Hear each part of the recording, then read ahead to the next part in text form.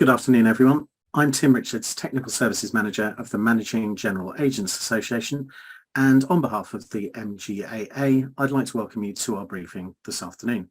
This is being delivered by Burkitt's with a General Employment Law update. Before I introduce our presenter, I'd just like to run through a few housekeeping points. First of all, please ensure your microphone and camera are turned off. If you'd like to ask a question, feel free to use the chat button at the bottom of your screen. Time allowing, these will be asked and answered at the end of the event. If we run out of time, questions will be answered post-event. The presentation is accredited for CPD hours if relevant to your ongoing professional development programme. This briefing is being recorded, and a link to the recording will be issued post-event, together with the slides and our feedback survey. Please take the time to complete our survey, which will take no longer than 2 minutes. This allows us to deliver the best possible future events to our membership. So to recap, today's briefing is the General Employment Law update from Burkitt's. So let me introduce you to our presenter, Olivia Toulson. Olivia qualified as a solicitor in 2005 and is a legal director in the employment team at Burkitt's. She predominantly acts for clients in the financial services, life sciences and technology sectors. Olivia has considerable experience handling employment tribunal litigation for employers, having worked on many complex multi-day claims involving unfair dismissal, discrimination, whistleblowing, breach of contract and unlawful deductions from wages. She has advised on matters in the Employment Tribunal, Employment Appeal Tribunal and Court of Appeal. Olivia has considerable experience working on cross-border international transactions and managing day-to-day international employment advice for clients operating in multiple jurisdictions. So do enjoy the briefing, everyone, and Olivia, over to you. Thank you very much, Tim. Really delighted to be here. As Tim says, I'll be giving a general employment law update, just going through some of the recent legislative changes that we've seen talked about in the press quite a lot recently, looking at some of the changes that have been proposed that the government is consulting on or is intending to bring into force over the next few months, few years perhaps even, and then we'll have a look at some recent case law and some best practice arising from that. If you have any questions, please do put them in the chat function and I would be delighted to try and answer them. So just moving on first of all then to talk a little bit about some of the private members' bills that are currently being considered by the government. So just to give you a little bit, we'll talk in a little bit more detail about what the substance of these bills are, but in summary, we have a bill around changes to flexible working. We have one relating to the right to request predictable terms and conditions, another one that is looking to amend the Equality Act to provide additional protection against third-party harassment. We have a new carers leave bill, a neonatal care bill and protection from redundancy by reason of or during pregnancy and maternity leave. So in terms of the progress of a bill, and just to give you some idea of the timescales we're looking at and what the government actually has to do before it can put some of these proposals into law, is that when a bill is tabled, it goes to the House of Commons. There's a first reading, there's a second reading, there's a committee stage, there's a report stage, and then there's a third reading. So that all takes quite a long time. It then makes its way up to the House of Lords. Again, first reading, a second reading, a committee stage, a report, and then a third reading. That usually involves amendments, so amendments then get made, and then once the bill is in a position to start to be made into law, it then receives royal assent.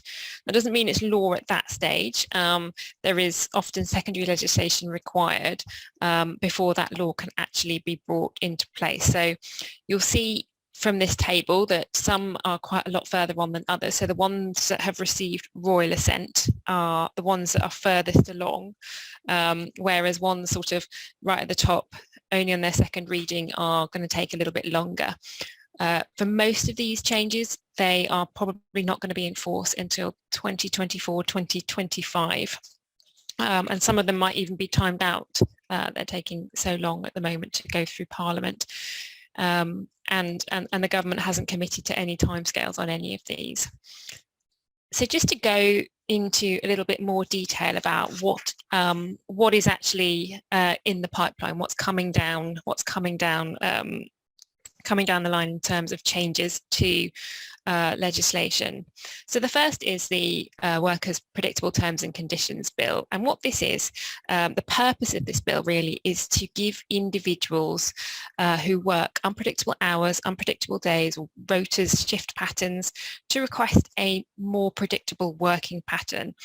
So it's intended to build on the 2015 ban on exclusivity clauses in 0 hours contracts, and is looking at protecting workers, making sure that they have some better, more stable working patterns, I suppose. There's no definition of what is considered predictable, but it's probably seeking to capture anyone whose hours and days varies with no discernible pattern. So perhaps somebody who might be on an annualized hours contract, who at the discretion of the employer works whenever the employer wants. In respect of rotas and shifts, if they vary but they follow a predictable pattern, then that's likely to be okay. So predictable doesn't mean fixed hours and days every single week. It means they can be changing, but as long as they're changing in a predictable format, then that's okay. You'll have to have 26 weeks minimum service before you can request predictable working or a predictable terms and conditions, and you can make up to 2 applications per year. For an employer to refuse that, and the statutory grounds are broadly similar to those as are set out in the sort of 8 grounds that currently exist for rejecting flexible working applications. So usually around a customer demand or lack of work at a particular time, that kind of thing. So a government can refuse to give predictable working terms and conditions if it fits, if it can justify that on the basis of one of those 8 statutory grounds.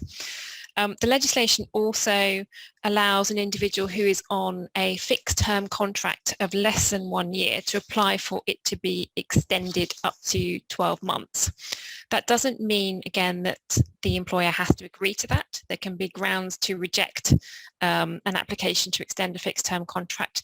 But again, those grounds for rejection have to be based on one of the 8 grounds that we currently have for flexible working rejections.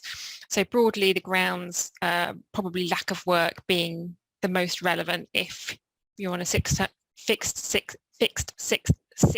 6-month contract and there isn't going to be enough work for you to do after that. Moving on to flexible working, heard lots and lots and lots about this in the press. This is, again, no dates for actual coming into legislation, but probably in 2024, 2025. And what the bill is going to do, it's going to strengthen flexible working requests and allow individuals the day one right to make a request. So you can interview somebody for a full-time job, offer them a full-time job, and if they accept that, they can they'll have the right to immediately request flexible working. So for example, drop down to part-time hours on day one of their employment. They'll be able to put 2 requests in per year. So currently that's limited to 1, but they'll be able to put 2 requests in per year. And the employer will be obliged to enter into a period of consultation with the employee. So at the moment, an employer can follow a process and just reject an application, but this time, when the new changes come into force, an employer will be required to enter into a period of consultation. The time in which the employer must respond is going to reduce. So it's currently 3 months, but the employer will now have to respond within 2 months of the request being made. And the 8 reasons that the employer has to reject a request are staying in place. So those 8 reasons being around, again, lack of work at particular times, quality performance, that kind of thing, all of those things will stay in place and remain grounds for rejecting a flexible working application. Moving on to neonatal care, leave and pay. So this is a new right. Individuals will have the right to take up to 12 weeks additional leave. So that's an additional addition to maternity and paternity if a baby is in intensive care for more than 7 days within the first 28 days of their life. This leave is paid at a statutory rate, although obviously it's down to employers if they want to enhance that for a period of time. If an individual has more and is available to an individual has more than 26 weeks continuous service. Again, likely to be 2024, 2025 before that's introduced. Then moving on to worker protection. This is a new duty on employers to take reasonable steps to protect employees against sexual harassment. Employers will therefore be liable for third-party harassment, so for example, harassment from clients, from contractors, from customers, etc. And so the expectation is that they will take reasonable steps to make sure that doesn't happen, so take a zero tolerance approach effectively. We're also expecting a new code on sexual harassment.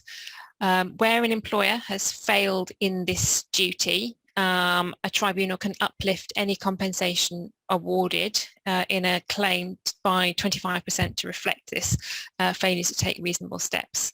So as a company, what does reasonable steps mean? It's likely to mean that you're going to have sort of anti-harassment type signage around your premises. So you might see this in train stations and hospitals. You already sort of see signs sometimes saying that zero tolerance approach will be taken to harassing staff members. Contract terms, so if you're contracting with suppliers or contractors, particularly if they're going to be coming onto your premises, then again you're likely to need something in those contractual terms making it clear that you take a zero tolerance approach to harassment. You'll also probably need to have clear warnings put in appropriate places to make sure that people fully understand what their obligations are. There is an exclusion, however, and that applies where someone is expressing an opinion about a political, moral, religious or social matter which wasn't aimed at the employee in question. So, for example, two customers might be in a pub, sitting up at the bar, exchanging opinions about things, providing what was being said wasn't directed at an individual employee who was working behind the bar, and providing what was said wasn't grossly offensive or indecent, then that's not going to fall within this obligation to take reasonable steps to prevent harassment. So that's quite an interesting carve out there, and I suspect what we will see around litigation on this particular exclusion is to what extent an opinion has been grossly offensive or indecent. So moving on to carers leave bill. So the new carers leave bill has had its third reading now in the House of Commons and is going to entitle all unpaid carers 1 week's unpaid leave a year to deal with caring responsibilities. This means that this is important because it means either arranging care or actually providing care to dependents. So by dependents we mean children, elderly, disabled, those kind of categories of individuals, and it can be taken in whole or half days. It'll be a day one right, and individuals who avail themselves of this right will have protection against suffering a detriment or being dismissed on grounds they have taken carers leave. Finally, protection from redundancy. This has received quite a lot of, so I say the protection from redundancy, it's protection from redundancy for people who are pregnant and taking a period of leave.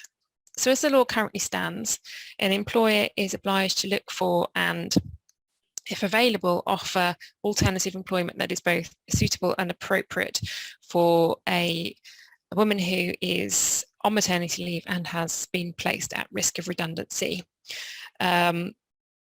In that situation, there's no right for her to necessarily stay in her old role, her existing role, if you like, but there is a right for her, a right of first refusal in respect of other suitable and appropriate vacancies available. Currently, this protection only applies when the woman is on maternity leave, but under the new rules, the benefit of this protection will apply from the moment they inform their employer they are pregnant, through the period of maternity leave, and then for 6 months after they return. So this right of first refusal for alternative roles in a redundancy situation will apply for a much longer period of time, right from the point at which they inform their employer through to 6 months after they return from leave. So this is quite a significant extension of the existing protections. Again, no idea when we'll see this it requires secondary legislation before it's going to be brought into force. So again, it's probably going to be 2024, 2025 before we actually see a change in the law come into effect. Okay. So just to flag really some changes to the employment rates and limits. So each year around about April time, the government reviews the existing rates and limits on, for example, a week's pay or maximum compensatory award that you're getting an unfair dismissal claim, and reviews them and brings them into line with inflation or ups them or however it determines them. Really, it's not always particularly clear. So the statutory week's pay has gone from £571 up to £643 as of April this year. The minimum basic award, so in certain automatic unfair dismissal cases, there is a minimum basic award, and that's gone from £6,959 to £7,836. The maximum unfair dismissal basic award has gone from £17,130 to £19,290.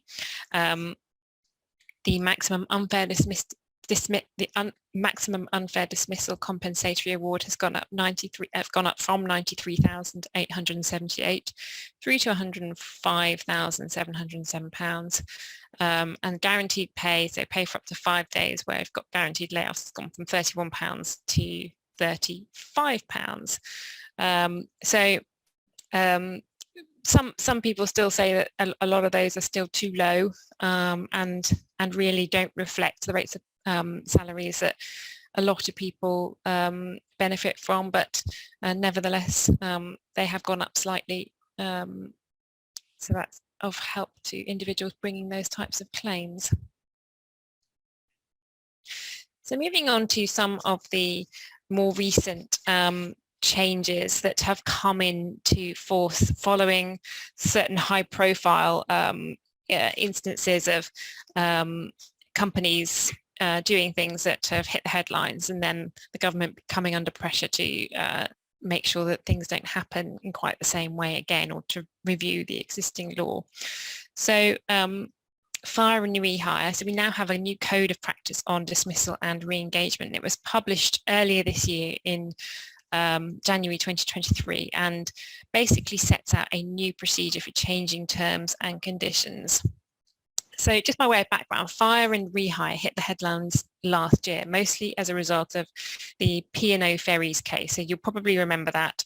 P&O Ferries very famously decided to circumvent the rules around collective consultation and move straight to termination with an offer of settlement agreement. So what usually happens is when you're proposing to dismiss 20 or more or 100 or more individuals in one establishment, you have an obligation to collectively consult with either employee representatives or unions for a minimum period of either 30 days or 45 days, depending on whether you're over or under the 100 threshold. When there is a failure to collectively consult, an employer can face extra penalties in any claims that are brought, and those penalties are, broadly speaking, a maximum of 90 days pay per affected employee. So it's not always the case, it's always 90 days, but it can be a lot. It can be less than that depending on how serious the failure to consult actually is. What happened in this case is P&O Ferries decided to circumvent those collective consultation rules, move straight to termination with an offer of a settlement agreement, effectively buying out this additional compensation risk. This upset the unions and the government, and as a result, they have decided to bring in a new code of practice. So they didn't go quite as far as changing the legislation or making consultation or the offer of a settlement agreement inappropriate in those circumstances. They decided that they would simply ask ACAS to prepare an ACAS code of practice. So under the ACAS code of practice, employers are expected to take all reasonable steps to explore alternatives to dismissal and engage in meaningful consultation with trade unions, employee representatives and individual employees before reaching a decision to dismiss and re-engage on new terms. So there's some practical guidelines in the code which, broadly speaking, cover how you should communicate, how you should engage meaningfully with unions and employees, and continue to reassess your proposals throughout that period of consultation. The threat of dismissal shouldn't be used simply to put pressure on employees to accept the new terms, and parties should work towards seeking to find an agreed solution. So as I say, the code itself doesn't impose any legal obligations. It is admissible in evidence in proceedings, and in certain cases, the tribunal will be able to award an increase in any existing award of compensation by up to 25% if an employer has unreasonably failed to follow the code. So it is a little bit more teeth, but it won't ultimately stop employers from potentially buying out that risk in settlement agreements by offering a little bit of extra money if it's taking the decision that it's not going to collectively consult. Moving on now to the menopause. The government has acknowledged recently that women over 50 are one of the fastest growing groups of employees, and studies have shown that the lack of support that they have in the workplace is around menopause is contributing towards women feeling pushed out, feeling like they can't continue to work in their current jobs. So the government commissioned a report into the effects of the menopause on women by the Women Inequalities Commission, and the report was produced last year, and it principally asked for a new protected characteristic of menopause to be introduced into the Equality Act. The government responded to this, pushing back on this request, and it refused to introduce a new protected characteristic of menopause. So there won't be any changes to current equalities legislation. The government felt that women who felt they had been subjected or dismissed as a result of suffering from menopausal symptoms would still be able to bring claims under the headings of age discrimination, sex discrimination, or disability discrimination. They also rejected the proposals from the Women Inequalities Commission to produce a model menopause policy, taking the view that one size doesn't fit all, so you can't have one policy and expect every single employer of every different size to follow it. There are some interesting employment tribunal cases that have looked at menopause and have looked at how those claims have been brought. So in 2012 there was a case of Mrs. Merchant and BT PLC. The female claimant in that case was experiencing difficult menopause symptoms at work which were adversely affecting her performance.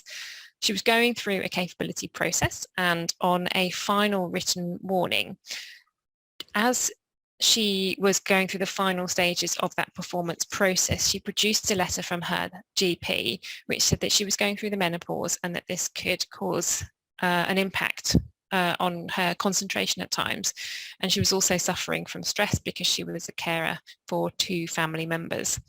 The BT performance management process required managers to investigate if underperformance might be due to health reasons.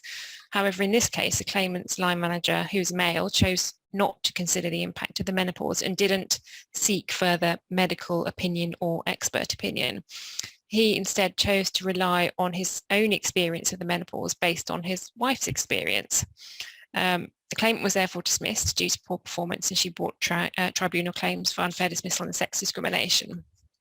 The tribunal found that the manager would not have adopted this approach with other non-female related medical conditions, and that the failure to refer her to occupational health was direct sex discrimination, and that the assumptions, the making of assumptions about her symptoms that her manager had made amounted to indirect sex discrimination.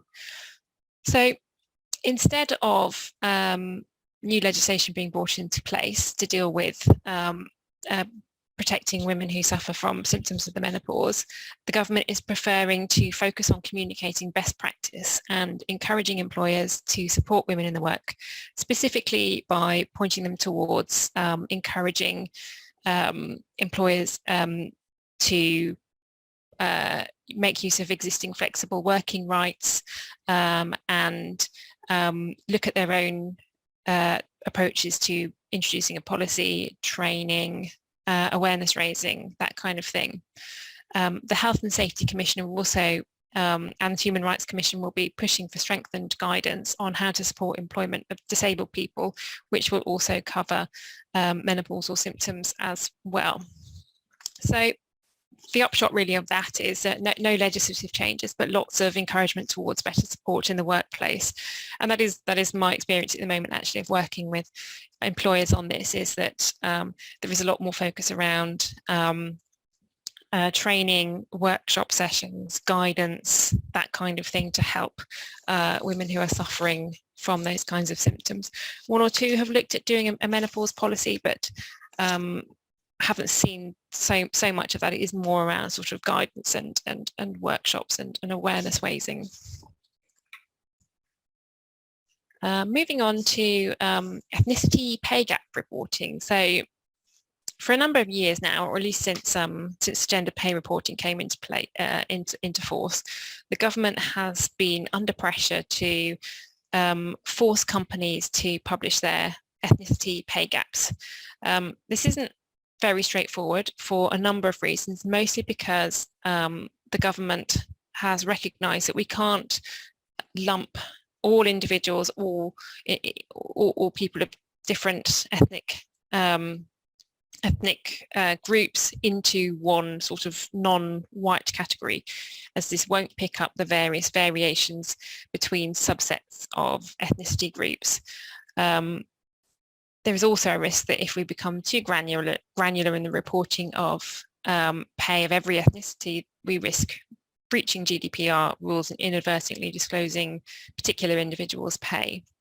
Some larger companies have started to produce their own or do their own pay reporting voluntarily, and the government has now issued guidance to those companies that want to do the same, but want a little bit more guidance about how they might go about doing this. The calculation is essentially the same as it is for gender pay reporting. However, there is more guidance around how to aggregate different ethnic groups to make sure that we are protecting people's confidentiality as far as possible. So those classifications of different ethnic groups come from the 2021 census in England and Wales, and broadly speaking, classifies into white, so English, Welsh, Scottish, Gypsy, Roman, mixed, so white and black Caribbean, white and black African, white and Asian, or mixed multiple ethnicities. Asian, so that would include Indian, Pakistani, Chinese, Bangladeshi. Black, so Caribbean, African, and then a category of others that might include Arab and other ethnicities not captured in any of the others. What you do need to remember though, of course, is collecting ethnicity data is special category data under GDPR. So you need to be careful that you communicate to people how you intend to use the data that you're collecting, and that you ensure that no individual can be identified from any of the data that you then publish. So there are, as I say, step-by-step instructions on how to do the calculations. There's no obligation to report on findings, and there's no obligation to produce an action plan. However, there is guidance if you want to report your findings and if you want to produce an action plan about how to go about doing that. So I think this is probably as far as, at least for the moment, as far as the government is willing to go on ethnicity pay gap reporting. We're not going to see any legislation forcing companies to do it, but the guidance is there when companies, if and when companies choose to do so. So moving on to reasonable adjustments, there has been some new ACAS guidance on making reasonable adjustments. In particular, it covers managing or supporting and managing mental health conditions. What's notable from this guidance is that employers are being encouraged to make adjustments even if there is no sort of diagnosed disability. So even if there is no particular specific mental health condition that's been identified, or condition that's been identified, employers are being encouraged to take a supportive approach and consider whether to make adjustments anyway. That's not a legal obligation, I should say. This is just guidance. At present, there is only a legal obligation to make reasonable adjustments where somebody has met the criteria of being able to show they are disabled within the meaning of the Equality Act.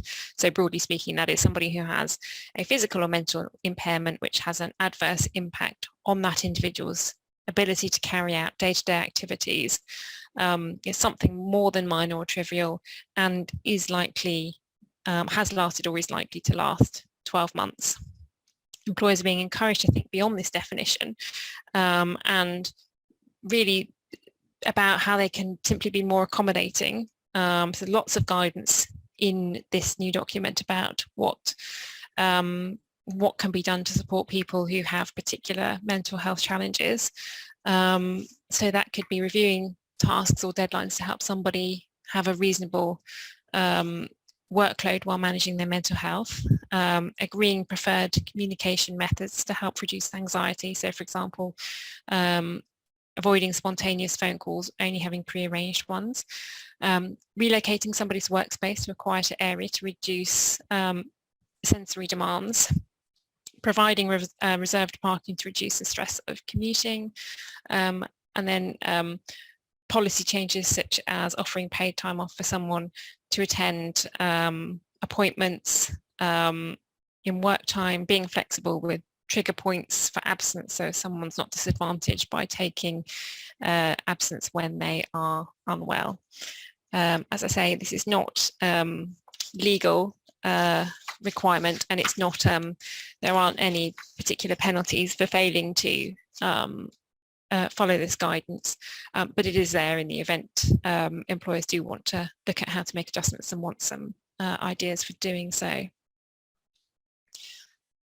Moving on to subject access requests, there has been some new guidance from the Information Commissioner's Office for businesses and employers who are dealing with subject access requests. So broadly speaking, individuals who want to see any of their personal data can make an application to their employer for a data subject access request.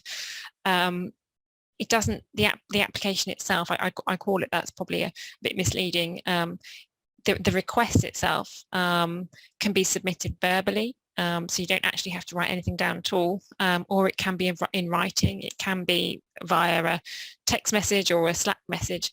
Anything like that could potentially amount to a data subject access request, which then triggers an obligation on the company to consider it and respond within 30 days to that request with that person's data, unless for some reason there is a need to clarify the request or narrow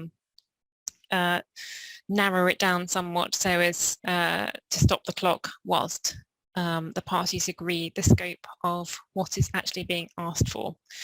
The individual doesn't have to indicate or use a specific phrase, I am making a subject access request. It can include things like, please send me my HR file, can I have a copy of the notes of my appraisal, that kind of thing. Can I have a copy of all the emails sent by my manager to HR? There are some more detailed guidelines on the Information Commissioner's website, but there's no huge sort of change in the law on this. The main thing to be aware of is that there is this right for individuals, they can see their personal data. That doesn't mean you have to show them everything. You can still redact commercially sensitive information. You can redact the identities of other people who might be referenced in email communications.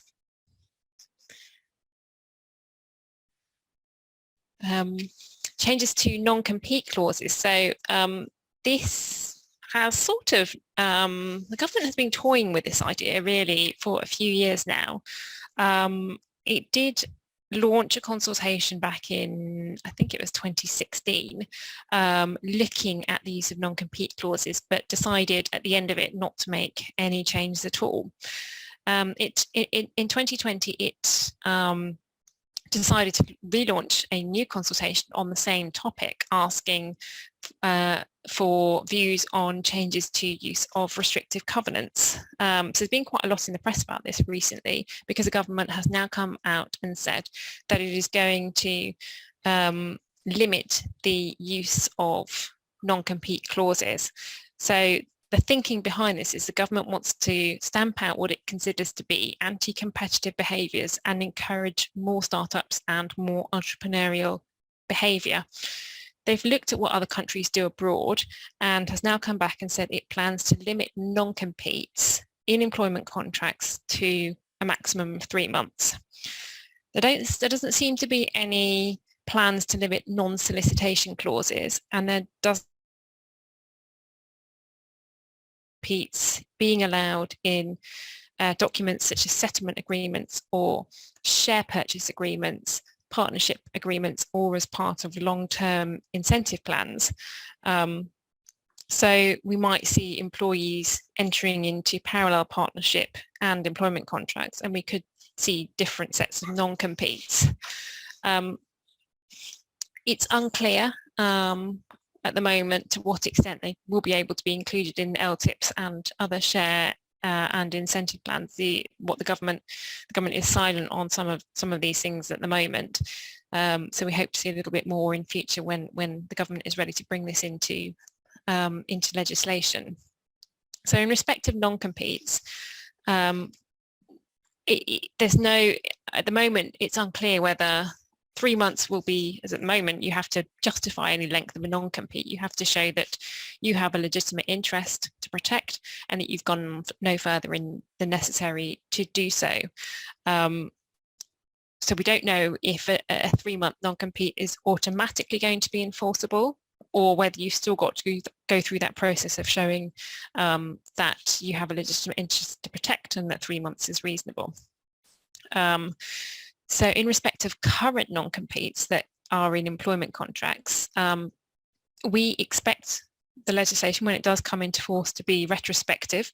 So they will probably either be completely void or only enforceable up to 3 months. Probably not void, probably only unenforceable beyond 3 months. Otherwise we'd all have to go and get new contracts drafted and signed, and I think that's probably going to be, the government will probably recognise that's quite a lot of extra work. I think what we'll probably see now is more of a shift towards the use of longer notice periods and garden leave. Global businesses are also sort of facing this. There are many other countries now, so there's now coming into force in New York. The government have, not the government, but the state of New York have said they're going to ban non-competes, and in many European countries you have to an employer has to pay a portion of an individual's salary, so I think it's like 75% in Germany or 60% in Germany, through any period of non-compete. You know, the changes that are being proposed will require legislation before they come into force. We haven't been told when this will be forthcoming, but all we know is the government have said they'll do this when parliamentary time applies. So in the meantime, you can continue to use non-competes in new contracts, but you do need to start thinking about alternative means of business protection. So perhaps longer notice periods, garden leave provisions, and then also maximising the use of non-solicitation. So non-solicitation of customers, clients, employees, and non-dealing clauses. Even if you don't solicit, you're still prevented from dealing with customers that come voluntarily. So lots to be thinking about there, and it'd be quite interesting, I think, to see how that how the government proposes to enact those changes in legislation. Positive action in the workplace. So there's some guidance released in April by the government, which deals with how employers can utilise the lawfulness of the positive action provisions currently contained in the Equality Act. So there's not a lot of new ground covered in the guidance, lots of recapping of existing guidance. But essentially, just by way of background, if you're an employer in the UK, you can choose to take positive action measures in the Equality Act to help underrepresented groups overcome certain barriers and improve representation in your workforce. There is law and guidance about what this means in practice, but the key here, the key really is understanding the guidance to make sure you don't overreach and end up inadvertently discriminating against another category of individual. So just to put this in context, there was a case a couple of years ago that illustrates some of the difficulties that employers can get themselves into when they are overreaching in order to try and become more diverse. So the case involved an advertising agency called J.W. Thompson. In 2018, they identified a gender pay gap in their company that found that women earned around 55p for every pound that men earned, and so in terms of their hourly rate of pay.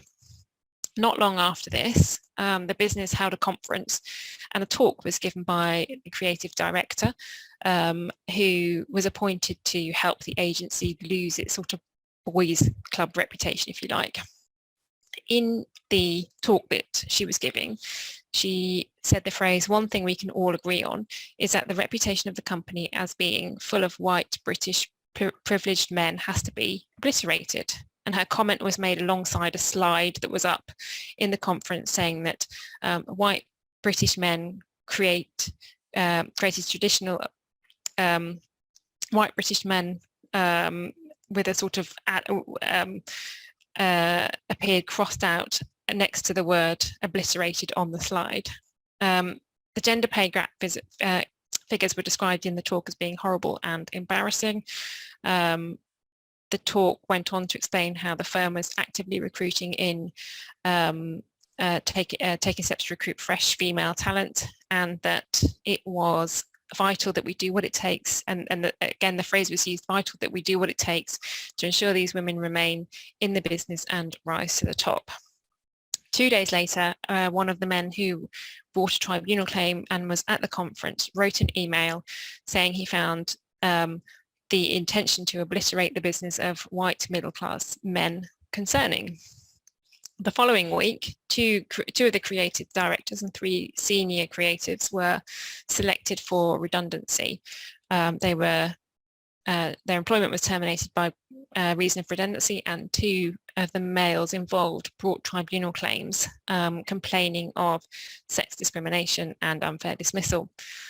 The tribunal looked at the redundancy, they looked at the scoring, and they felt that the scoring process was a sham and had been designed to achieve a particular outcome, i.e. the dismissal of men, with the overall intention of trying to improve the diversity of the company. The tribunal reached the conclusion that the men's dismissal was related to the fact they were men, and there was a conscious motivation for their redundancy to improve gender balance and pay gap figures. So that's sort of the background about how companies can sometimes go too far and inadvertently discriminate against other categories whilst trying to improve their pipeline of underrepresented categories of individuals. So the two types of positive action that are allowed under the Equality Act are a general positive action. So that's to help level the playing field, if you like. So this involves proportionate actions which are designed to meet the aims of providing greater representation where there's currently a lack of. So this could include providing a leadership scheme to help an underrepresented group achieve more senior positions, or it could be an organisation providing tailored training to a particular underrepresented group of individuals. The second type of lawful positive action is around recruitment or promotion. So this is generally where we have a tiebreaker provision, and in that situation, in a recruitment and promotion situation, it allows an employer to give preferential treatment to the minority candidate if there are two candidates who could do the job equally well. This has to be used with exception, though. Guidance is that all candidates should really be assessed on their merits, and employers should avoid routinely or automatically offering positions to individuals with the sort of quote right protected characteristics, if you like. The guidance says that you ought to follow, before taking any kind of positive action, whether general or a tiebreaker, you ought to follow several steps just to be sure that you understand why you need to take these types of actions. So step one would be consider why you want to take the action. This is important. You need evidence as to why action might be needed. So it's likely that evidence will be available for you from your own existing workforce data. But if there's no evidence that any groups are experiencing particular barriers, you shouldn't need to take positive action. The second stage is to consider what actions you want to take. So if you're satisfied that you've got a good reason for taking positive action, you should think about what action you should take and how you'll address the barriers that you've identified.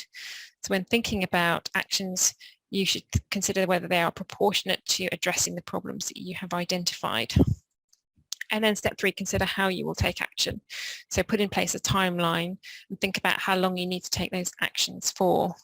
The guidance is cautions against using things such as quotas. So interview quotas stipulating like a certain percentage of candidates have to be shortlisted from a specific minority. It discourages that type of positive action.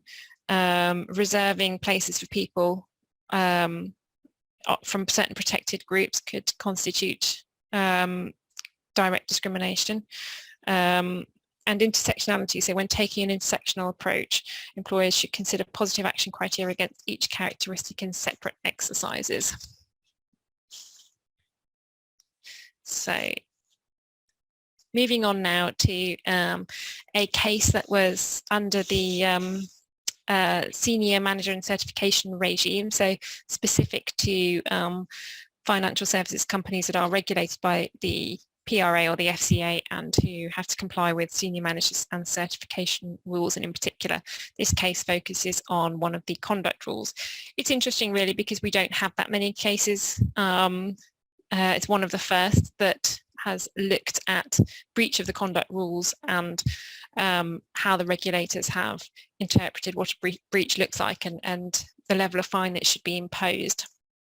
So just by way of background, in March 2015, TSB Bank was subject to a takeover bid by a Spanish bank, and in order to align with some of the existing online banking models, TSB started a program where it would migrate its customer data to a new platform. It was decided that this was going to take place over the course of a weekend in 2018 to try and minimise the amount of disruption. So all of its customer data would move from one platform to another platform over the course of a weekend. The data migration was problematic from the outset, and the platform immediately encountered quite a significant number of technical failings, resulting in the disruption of TSB's online banking services, telephone, mobile banking services, branch failures, all that kind of thing. So there's been quite a lot of action or failure in respect to its customers being unable to use their debit cards, access their money, that kind of thing. It was huge because TSB has over 5 million customers, 550 UK branches, many of whom were affected by these service issues. The problems persisted, and the service wasn't considered running normal for a good 7 or 8 months later. And as a result, TSB ended up having to pay out significant amounts of compensation to its customers. The PRA did an investigation. The investigation principally looked at concerns around TSB's failure to comply with its obligations under the PRA's outsourcing rules. And Carlos Abarca, who was TSB's Chief Information Officer at the time of the technical failures, was held responsible for the migration failures. The failures really were identified as being not taking proper steps to ensure that the platform was ready for migration. He hadn't done enough due diligence around whether there would be any ability or capacity issues to deliver the migration services. And in fact, he told the board that TSB was migration ready without consulting with either of the outsourcing partners to make sure that that statement was correct. So as a result, the PRA found that Mr. Abkara had breached Senior Manager Conduct Rule 2 of the PRA rulebook, which states that reasonable steps must be taken to ensure that the business of the firm for which you are responsible complies with the relevant requirements and standards of the regulatory system. They found essentially that he hadn't ensured that the third-party outsource provider had proper ability and capacity. He hadn't checked that, or he hadn't attained sufficient assurances from the third parties that the platform was going to be ready, and he'd given assurances to the board that TSB was ready when it became pretty apparent that it wasn't.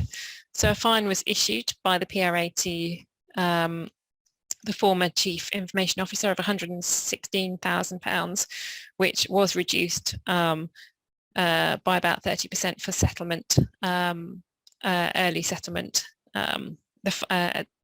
A fine was also imposed on TSB itself of £48 million for the failure. So as I say, this is quite an interesting case because we haven't seen many so far that the regulators have brought against individuals for failings under the conduct rules. So just an update really, again, in respect of diversity, equity and inclusion from the PRA and the FCA.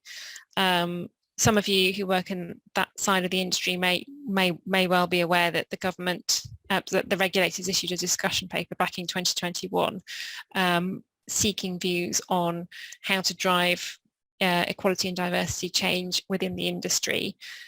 We still haven't had, despite being promised something earlier this year, we still haven't had a formal consultation document with proposals. We were told it was due second quarter of this year, but that appears to have been pushed back. What happened in 2022, however, November 22, was that the executive director of the FCA produced sort of a report recommending firms take steps to address issues now, and gave some useful guidance and best practice. This followed a sort of multi-firm review that the FCA had done, looking at diversity, equity, data collection, that kind of thing, a pilot scheme that it had been able to extrapolate some useful guidance for other firms to start putting in place. So this report said that firms should think about collecting data not only on matters such as gender and ethnicity, but also less visible characteristics such as disability, LGBTQ status, socioeconomic background, that kind of thing. The idea being that data helps to identify and inform where intervention might be necessary. So quite a lot of focus around starting to collect appropriate data.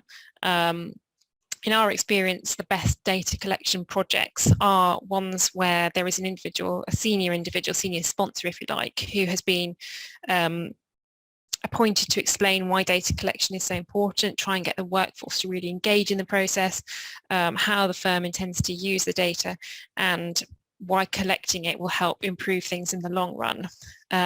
HR teams running dedicated sessions as to how data will be used if people take part in these data surveys. HR teams holding sessions on explaining what insights they have already gleaned from the data collected, how they intend to use that, and even running sessions for individuals on showing them how easy it is to complete a data survey, taking them through an example, helping them with any questions that they've got. So the regulators also looked at encouraging expanding a more sort of strategic approach. So although 4 out of 5 firms it found surveyed have an inequality and diversity and inclusion strategy, there was a feeling that these strategies tend to be too narrow and focusing on gender and ethnicity, particularly in management and leadership roles, whereas they are recommending a broader strategy, helping to create an effective pipeline of diverse talent rather than focusing on specific representation in specific senior roles. Pipelines also obviously help to resolve representation at higher levels through organic career progression. Cultures of lots of focus on culture as always, culture and inclusivity. There needs to be a way of measuring feelings of inclusivity, and the report recommends through surveys, through interviews, to ensure that different perspectives are being sought and that people know that these are welcomed. As I mentioned earlier, there was an FCA multi-firm review, 12 firms were involved, and it sort of looked at the ED&I approaches being taken in those firms. The findings from the report include some of what I've just said, but also looked at, sort of made comments, practical tips such as saying, training and networking groups are helpful, but they're not capable of resulting in systematic change of their own. So whilst they're good, they shouldn't be relied upon to drive change themselves. Accountability for failing to meet DE&I goals is appropriate. So, quite often companies are starting to include in their performance scorecards progress towards ED&I. Oh, it's just our fire alarm going off, but it's just a test. If there is financial penalties, then there needs to be some explanation of adjustments on performance-related bonuses. It needs to be clear how adjustments would be made. And then finally, international firms should be looking at each country separately when it's looking at developing a tailored data strategy. And then finally, and I appreciate we're running out of time, a really quick spotlight on some recent harassment cases that I thought were quite interesting. So the first was wearing and Tudor contract cleaners. Claimant brought a large number of claims for race and sex discrimination. Among them was a comment made by a manager that she should chain the employee to her desk as she was always disappearing. The claimant was of African Caribbean heritage, and the tribunal found that it was intrinsically racist to someone of her descent, and whilst it could have amounted to harassment, her claim failed because it had been pleaded wrongly. But the very fact of making a comment of an individual manager chaining an employee to their desk because she kept disappearing was intrinsically racist to an African Caribbean individual. And then in Miss Morgas and DB Group Services, a grey-haired female banker argued that she was a victim of a culture of sex and ageism because she had been nicknamed Christine Lagarde, so the grey-haired president of the European Central Bank. She was subsequently dismissed on grounds of redundancy. The tribunal found that the comment was silly and annoying, but not offensive, and not indicative of discrimination against senior women. It was part of, a quote from the tribunal, part of the irritation of day-to-day office life, and she had not complained at the time. And then finally, the case of Finn and British Bung Manufacturing Company.